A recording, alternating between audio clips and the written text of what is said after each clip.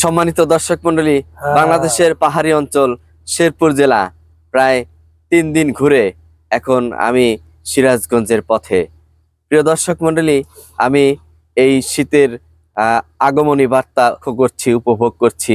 আমি এই শীতের সকালে শেরপুর থেকে সিরাজগঞ্জে যাবার পথে একজন অটোরিকশা চালকের সাথে কথা বলতে বলতে এই এলাকা থেকে বিদায় নিব এবং এই কাকার কাছ থেকে গল্প শুনতে শুনতে চলে যাব সিরাজগঞ্জের পথে।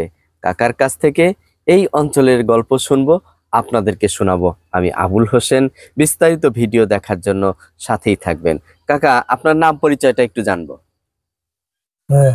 আপনার নাম পরিচয়টা? আমার নাম দেশ। বাসা কোথায়? লালতাবাড়ি। শেরপুর জেলা হলো আর লালতাবাড়ি থানা হলো লালতাবাড়ি। আচ্ছা, আপনার গাড়িতে আমি যাব, আপনার সাথে গল্প করতে করতে গল্প শোনানো যাবে? প্রিয় দর্শক, সাথেই থাকবেন কিন্তু। ধন্যবাদ।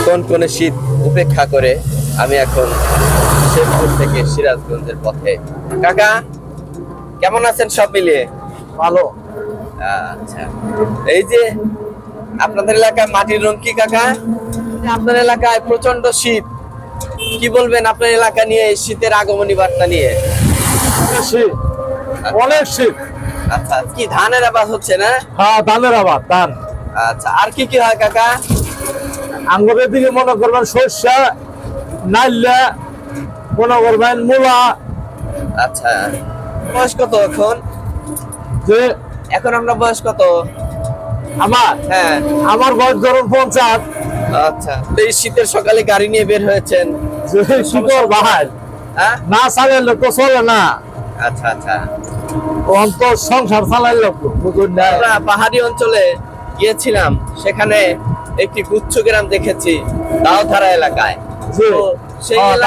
সেই এলাকার গুচ্ছ গ্রামের অসহায় মানুষগুলো শীতে কোন শীতে কষ্ট ভোগ করছে, তারা কিছু শীতের কম্বল চেয়েছিল। আপনি সবার উদ্দেশ্যে কি বলবেন কাকা? সংখ্যা আজকের থেকে ভালো আর কি, গরিব মানুষ পরিস্থিতি বেশি চাই, মানুষ চাই। আমরা খাবার চাই। সকালে অনেকগুলো কাক বৈদ্যুতিক তারে বসে আছে। তারা শীত এই অঞ্চলে। আমি একটি পোস্ট করেছি ফেসবুকে, যে এই গুচ্ছ গ্রামের অসহায় মানুষদের জন্য 24 পিস কম্বল প্রয়োজন। তো কেউ যদি আসলে এই এলাকার মানুষের জন্য, এই শেরপুর এলাকার পাহাড়ি অঞ্চলের মানুষের জন্য শীতের কম্বল উপহার দিতে চান, আপনারা আমার সাথে যোগাযোগ করলে আমি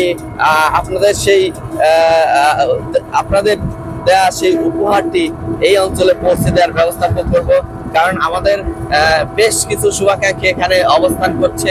এই অঞ্চলে তারা মৌ খামার করে মধু সংগ্রহ করছে, তারা এখানে অবস্থান করছে। আমাদের সেই আব্দুর রশিদ ভাই সহ তার যে টিম রয়েছে, তারা এই অঞ্চলে অবস্থান করছে।